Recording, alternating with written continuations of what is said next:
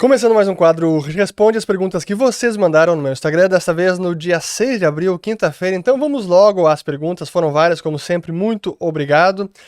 Nenhum recado para começar, então a primeira aqui do Lucas Nero. Uma vez que o Fed pare de aumentar ou até corte os juros, será bem visto pelo mercado?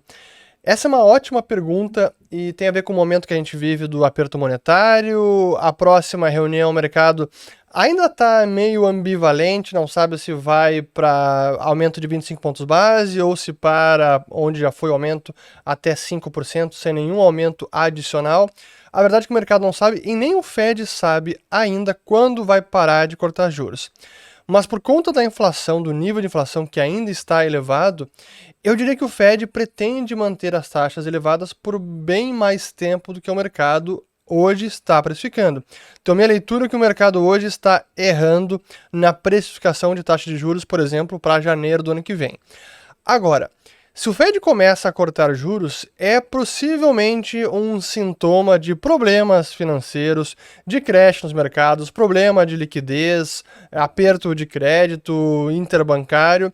Então costuma ser um sinal negativo e não um sinal para comemorar. Se a gente lembrar o que aconteceu lá em 2019 até 2020, foi o que aconteceu, o corte de juros foi prenúncio de problema. 2008, mesma coisa, o Banco Central começou a reduzir juros durante o ano 2008, antes do crash lá de outubro daquele ano, quando o Banco Lehman Brothers quebrou em setembro. Enfim, da mesma forma, no ano 2000, quando começou a reduzir a taxa de juros, foi durante o estouro da bolha. Então, normalmente, a redução de juros, o corte, significa que algo de ruim está acontecendo no mercado e não positivo. Aqui do Gustavo Borges. Como fica o mercado de crédito para varejo após o efeito Americanas? Houve já uma reprecificação. Eu diria que um dos impactos importantes é no aumento do custo do crédito para as empresas, para quem está tomando dinheiro. Agora, um nível de seletividade ou há mais rigor por parte dos bancos para emprestar. Então, sem dúvida que trouxe esse efeito. Até fiz um vídeo sobre isso recentemente, sobre o possível aperto do crédito no Brasil. Então, sim, o crédito está arrefecendo e Americanas não foi o grande, digamos, o causador do problema, mas foi um catalisador, porque já vínhamos nesse aperto monetário, que já dura alguns meses, com taxa de juros em quase 14%, e isso é muito ruim para a tomada de crédito, para a demanda por crédito e até para quem está emprestando. E aconteceu o evento Americanas, foi um balde de água fria, acendeu luz vermelha para bancos, para varejistas e trouxe um ambiente mais complexo para o crédito no Brasil. Aqui, próxima pergunta. Essa aqui é boa, do Pedro Saraiva. Ainda que o Brasil faça tudo certo em termos fiscais e os Estados Unidos continuem imprimindo dólares, é possível prosperar? Eu vejo muitas vezes esse tipo de preocupação das pessoas e de quem começa a acompanhar esses assuntos pela primeira vez, situação dos mercados, economia global, governos, política econômica, etc., como sendo um impeditivo ou quase que algo que impossibilita por completo alguém de prosperar. Seja na pessoa física, com a sua atividade, um profissional liberal, autônomo, ou na sua empresa que está empregado ou que está empreendendo, as pessoas, as empresas prosperam apesar disso. Se não houvesse como prosperar mesmo num cenário mais desafiador, bom, então o mundo acabou, vamos todo mundo fechar as portas e assim, não tem o que fazer. E eu discordo dessa visão, talvez, fatalista da situação econômica, da situação política, em que nós conseguimos prosperar assim, mesmo em ambientes desafiadores, inflacionários, deflacionários, hiperinflacionários, é possível. Então, foque naquilo que está sob o seu controle, foque na sua capacitação, no seu aperfeiçoamento profissional, em acúmulo de conhecimento, para que você consiga gerar cada vez mais renda, independentemente do cenário econômico, social, político, global, geopolítico.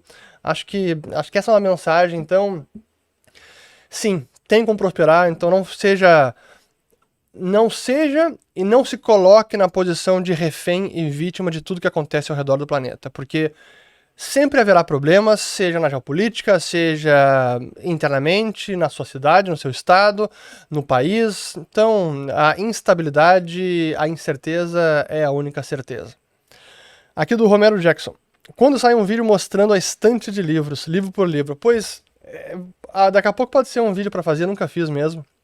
Já tirei foto, mas mostrando a estante toda não. Até porque tem bastante livro, e eu já falei isso, a maioria eu não li, eu uso muito como referência, e até porque eu não sou um acadêmico, eu não sou um intelectual por ofício, mas especialmente depois que eu terminei o mestrado, quando entrei no mercado de trabalho, de volta ao mercado de trabalho, e quando eu tive filho, depois em 2013, é difícil conseguir ter o mesmo ritmo de leitura, seguir trabalhando e cuidar da família também. Mas, enfim, não era nem essa a pergunta, eu já estou respondendo outras coisas. Aqui a pergunta do R. Melo. Governo errando com calabouço fiscal, Fed com a taxa de juros elevada, o que impede o dólar de disparar? É a taxa de juros no Brasil que está muito elevada ou o mercado ainda não sacou o governo? Boa, é importante elaborar essa resposta. O mercado já sacou o governo, e eu diria que o mercado já sacou o governo faz algumas semanas, se não meses. E o calabouço fiscal, o arcabouço que foi anunciado, como eu disse, ele é ruim, mas não trouxe uma surpresa negativa adicional do que já estava nas expectativas. É nesse sentido que a gente viu bolsa até melhorando, câmbio caindo, taxa de juros também, a curva toda fechando um pouco, porque não trouxe uma pressão adicional. Ainda que ele seja ruim, não é um descontrole completo. Então, essa mera sinalização de alguma regra fiscal, de algum controle, por mais que não seja, na minha avaliação, a melhor, longe disso, já traz um alívio e menos incerteza para os agentes de mercado. Agora, a nossa taxa de juros nesse patamar, sem dúvida, que ajuda a atrair capital, ajuda a apreciar a nossa taxa de câmbio. E lá fora, olhando então o cenário externo, o que nós temos já é um ciclo de aperto monetário pelo Fed que provavelmente já acabou. Se não acabou, está muito próximo de acabar. E isso ajuda também a evitar uma apreciação maior da moeda americana. Olhando o Dollar Index, que é o índice dólar, o topo nos últimos anos foi agora 115 no ano passado. 115, já está agora em 102. Então o dólar também já vem se desvalorizando perante as demais moedas do planeta, e com o real não é diferente.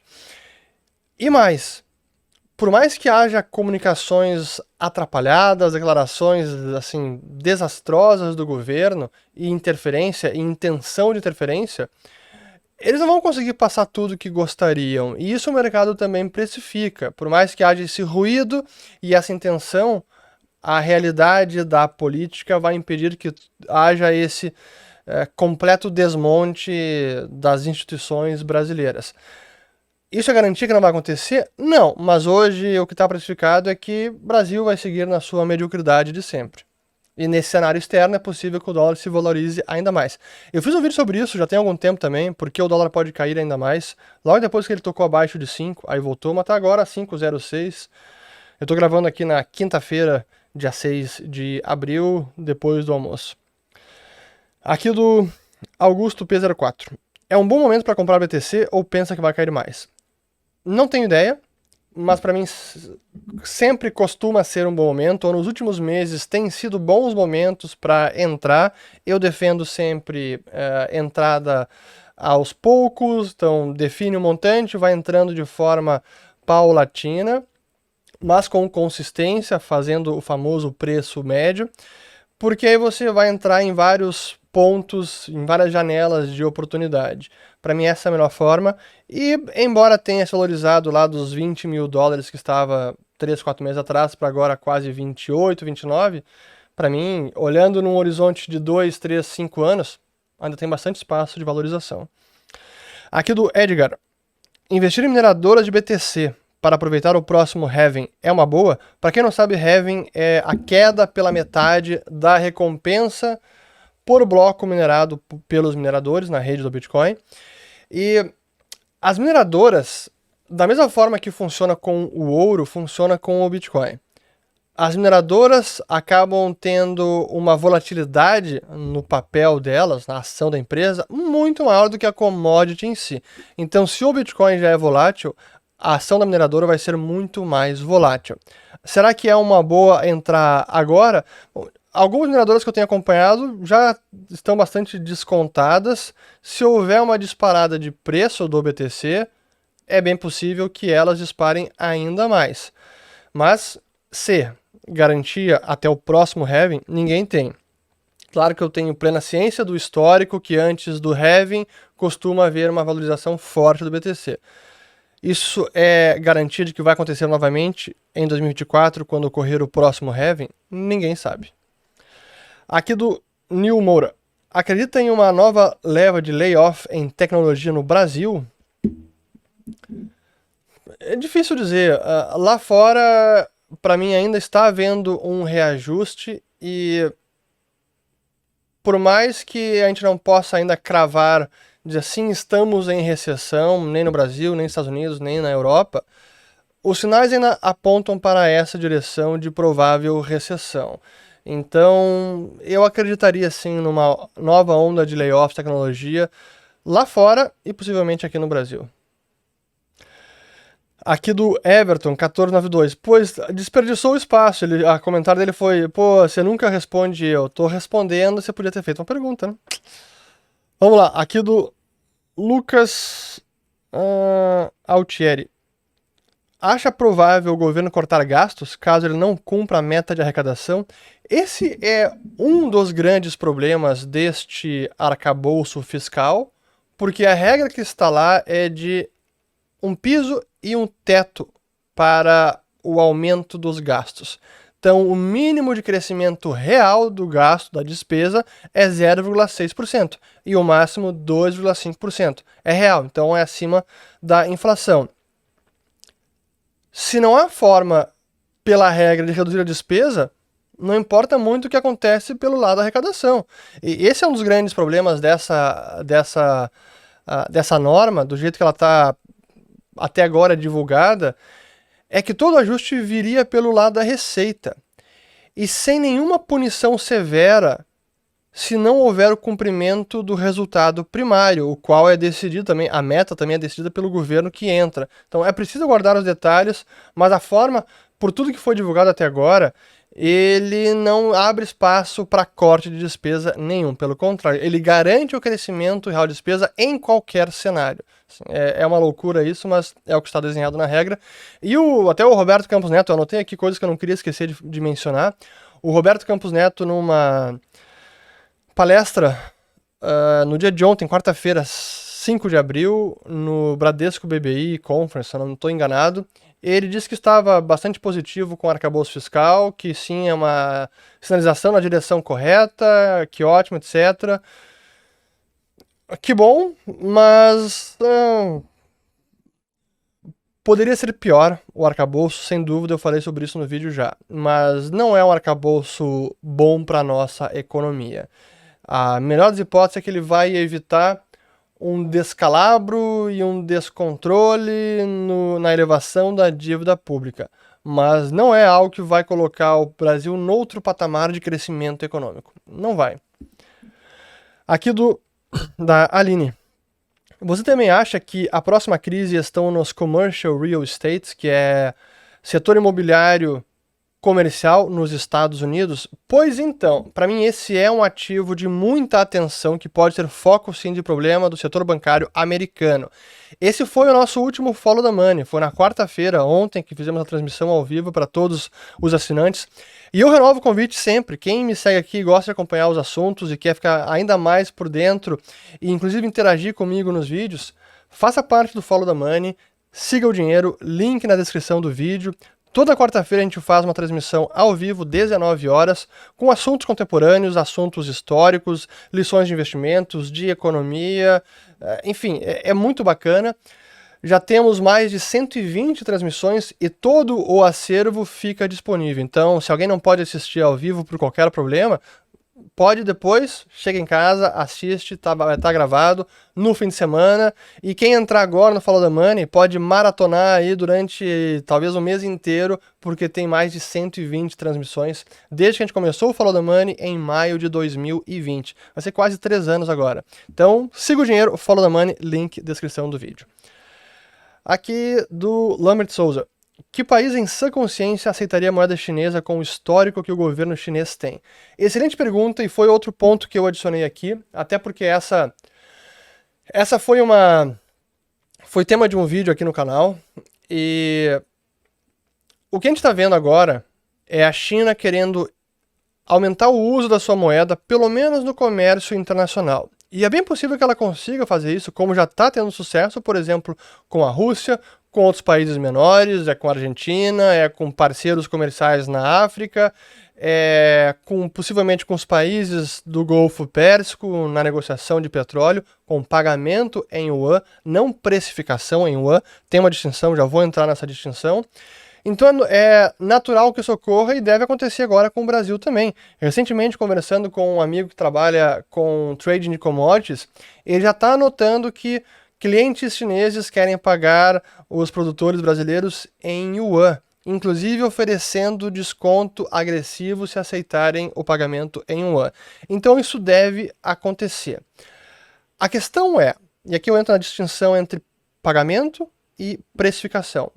A unidade de conta global ainda é o dólar, então tudo seguiria sendo precificado no dólar. Por mais que o pagamento ocorra em yuan, a soja, o petróleo, qualquer commodity, a taxa de câmbio, tudo é precificado no dólar. Então o dólar segue sendo a referência, por mais que a transação ocorra em yuan, por mais que a transação seja liquidada, o pagamento seja liquidado em yuan. E o outro ponto que é chave também, que tem a ver com a pergunta, quem realmente confia de fato hoje no governo chinês?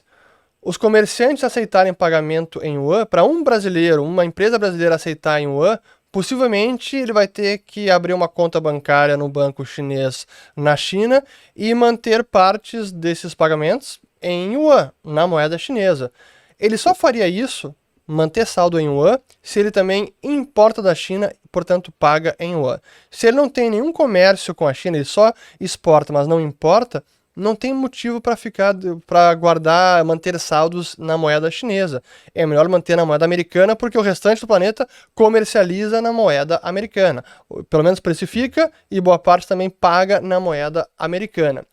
E sair desse sistema monetário, que eu digo que é muito difícil, não é impossível, estamos nesse processo, mas é um processo de décadas que gera uma série de consequências que daqui a pouco eu vou ter que fazer um outro vídeo sobre isso, até talvez um seminário, porque é um assunto complexo, mas no estado atual do mundo, a maior parte dos países, mesmo parceiros comerciais da China, não tem a confiança de colocar boa parte das suas reservas, ou uma parte relevante, denominada em yuan.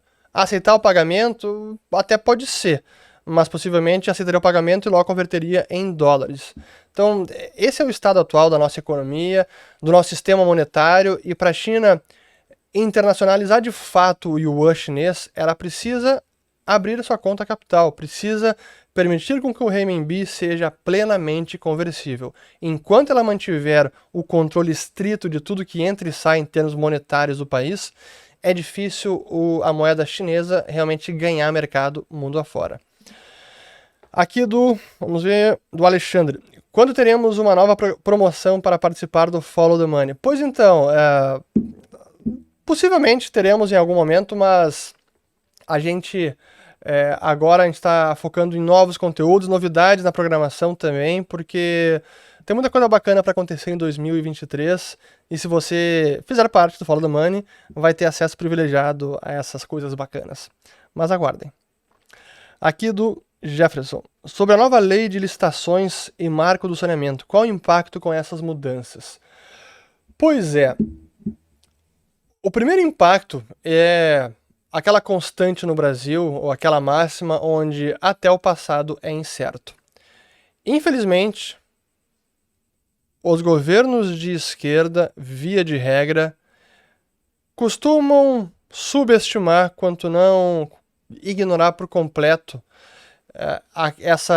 a importância da estabilidade das regras, da segurança jurídica, da previsibilidade. Porque se as regras do jogo são constantemente alteradas, quem em sua consciência vai investir num país para financiar a ampliação de fábricas, aumentar a produção da economia, investimentos que vão maturar em 5, 10, 20 anos, se as regras podem ser mudadas a todo instante? Esse é um dos grandes entraves para o nosso crescimento. E agora é mais uma evidência de um marco que é fundamental para trazer o básico, saneamento universal para o Brasil, um negócio básico e fundamental. E até agora, nesse marco que foi importantíssimo, agora sofre uma alteração que, por tudo que eu li até agora dos especialistas e de quem está atuando no setor, é um passo atrás, abre brechas para questionamento, para insegurança e possivelmente afugente investimentos privados que são essenciais para viabilizar o setor e para aumentar os investimentos e finalmente termos saneamento, cobertura de saneamento básico em todo o Brasil. É uma lástima, mas quem imaginava que isso não aconteceria com um governo de esquerda, com o governo Lula, para mim se iludiu por completo. Espero que não aconteça com outros setores, mas é possível que aconteça. O marco da autonomia do Banco Central, eles querem alterar, acho que não vão conseguir, mas querem. A mera intenção, objetivo e as constantes declarações contrárias a esses marcos importantes já traz preocupação, né? Aqui do David Brambati. Não seria o momento do Copom sinalizar um viés de baixa dos juros? Possivelmente agora ele sinalize isso. Vamos aguardar agora o arcabouço fiscal na peça da lei, com todos os detalhes lá expostos, e aí as tratativas, a articulação com o Congresso. Como é que o Congresso vai receber isso? Há chance de passar? Não há? Se tudo isso avançar e a agenda for positiva, é possível que o Copom logo sinalize uma queda de juros. Aqui do Rinaldo. Magrão, daqui a pouco uma inteligência artificial de corretora vai nos ligar e bater um papo sobre recomendações. Será? Eu acho que é possível. Talvez não chegaria a tanto, mas não dá para subestimar o potencial transformador da inteligência artificial. Quanto mais eu me debruço sobre este assunto, mais eu fico fascinado e assustado. Assim, são os dois sentimentos, parece que eles vão andando em paralelo, porque realmente é muito disruptivo, pode trazer uma série de mudanças, pode tornar tarefas, talvez profissões obsoletas e rapidamente, mas ao mesmo tempo pode tornar muita gente produtiva. Então, assim, no final das contas, a inteligência artificial é o avanço tecnológico, é o constante aumento de produtividade dos seres humanos pelo crescimento econômico, pelo progresso tecnológico. E a IA é mais um efeito disso. A gente vê aqui, por exemplo, no canal, a gente tem usado bastante a inteligência artificial para fazer as thumbs do canal. Não sei se vocês notaram, tem duas. O vídeo sobre o Brasil e o dólar o Brasil e a China descartando o dólar foi gerado por inteligência artificial. E o outro também sobre o Joe Biden contra o Bitcoin também foi gerado por inteligência artificial. Então, possivelmente, muitas tarefas serão abreviadas e isso vai aumentar a produtividade dos trabalhadores. Vai gerar impacto na mão de obra, em algumas profissões, em alguns empregos, sem dúvida alguma, mas isso é uma constante do progresso econômico, e isso vai ser com a IA e daqui a pouco vai ser com outro avanço tecnológico que a gente não consegue nem prever nesse momento. Aqui do Matheus Cócia. Boa pergunta, eu tenho essa e depois mais duas aqui. Essa e depois mais um ponto que eu mencionei, que eu anotei que eu não queria esquecer. A pergunta aqui do Matheus, então. A Lula deve visitar a Rússia? É uma boa pergunta. Eu não sou especialista em geopolítica, não é o meu campo de conhecimento preferido, o que eu domino, mas é óbvio que eu preciso estudar e muito, porque tem impacto na economia, nos mercados, investimentos, sempre precisa saber o que está acontecendo. Se Lula deve visitar ou não, é uma questão que a diplomacia brasileira, Itamaraty, precisa decidir, mas eu entendo que um país como o Brasil, assim como vários outros países, é positivo manter uma postura de neutralidade. Pode condenar a guerra, e acho que deve condenar a guerra, como o Brasil já fez, mas isso não significa isolar partes dessa guerra, como por exemplo a Rússia, que o Ocidente, via de regra, está isolando a Rússia. E é importante que haja países com neutralidade, até mesmo para possibilitar a intermediação, mediação de conversas de paz, negociação de paz, que isso é fundamental. Ninguém gostaria que essa guerra tivesse começado, mas agora que começou, que a Rússia invadiu a Ucrânia, é preciso que ela acabe o quanto antes. E possivelmente é uma guerra que vai acabar pela negociação, ou melhor, gostaríamos que ela acabasse o quanto antes, e para acabar brevemente, possivelmente isso exige algum tipo de negociação de paz, acordos de paz, acordos de cessar-fogo. E haver países como o Brasil em posição de neutralidade que pode aproximar ambas as partes, é o Ocidente, é a Ucrânia, é a OTAN e Rússia também e China, isso é fundamental. E o trabalho que o Itamaraty tem feito nesse quesito é importante. Então, isso é preciso ser louvado. E se Lula, o chefe do executivo, deve visitar a Rússia ou não, são outros 500, é algo mais específico e é importante, tem que ser avaliado, mas eu concordo com a postura que o Brasil, em termos de diplomacia, tem tomado. Até porque a Rússia é um parceiro importantíssimo para o Brasil, especialmente para o setor do agronegócio. Aqui, ainda relacionado a esse assunto, a gente viu, assim, eu tenho acompanhado, claro, como a guerra está se desenrolando lá na Ucrânia, e a última notícia importante que nós tivemos foi o ingresso da Finlândia à OTAN, a Organização do Tratado do Atlântico Norte, a Organização de Defesa Militar. E que é irônico porque essa era justamente uma das queixas do Vladimir Putin, que a Ucrânia não poderia entrar à OTAN porque a OTAN estava se expandindo e chegando nas fronteiras da Rússia, e agora temos mais um país que faz fronteira com a Rússia ingressando à OTAN. Exatamente o oposto do que o Putin gostaria. Mas é o que está acontecendo por lá, e é possivelmente um elemento adicional de escalada do conflito. Porque agora mais um país entrando na aliança militar, e que a Rússia pode encarar, e certamente encara, como uma provocação adicional. Para a gente terminar, algo importante também aconteceu nessa semana, que foi a regulação de tokens de valores mobiliários. A CVM no Brasil emitiu uma nota dizendo que vários dos tokens de renda fixa, tokens digitais, esses de staking, de yield farming, etc., que esses tokens se enquadram na definição de valor mobiliário. E esse sendo o caso, as exchanges, as empresas que oferecem esse tipo de investimento ou que disponibilizam a compra desse tipo de token, deveriam se regularizar atendendo à legislação vigente. Não é uma nova legislação, é apenas a CVM dizendo, olha, sim, esses tokens, eles se enquadram dessa regra, então vocês precisam atender à legislação que existe. Não é nova, ela é antiga, a gente está esclarecendo que ela sim é aplicável a esse tipo de token. Enfim, isso possivelmente não vai dar discussão, mas é algo importante, até porque a CVM vai além do que foi a SEC até o momento. A SEC continua muito no limbo e não fez declarações tão contundentes ou abrangentes, dizendo, como fez agora a CVM, dizendo, olha, tudo isso aí, dentro dessas categorias, isso é sim um valor mobiliário. Então não adianta dizer que é um crypto token, utility token, porque é sim um valor mobiliário. Espero ter gostado de mais um O Rich Responde, e eu vou colocar aqui uma conversa que eu fiz ontem sobre Tesouro Direto, Bitcoin, investimentos no mercado tradicional, ficou bem bacana, vou colocar ela aqui. E quem quiser saber mais sobre as consequências deste arranjo entre Brasil e China para descartar o dólar, eu vou colocar outro vídeo aqui. Fico por aqui, espero que tenham lavado as louças, bom domingo, feliz Páscoa para todos vocês e que se celebrem com suas famílias e amigos. Até mais, valeu, obrigado.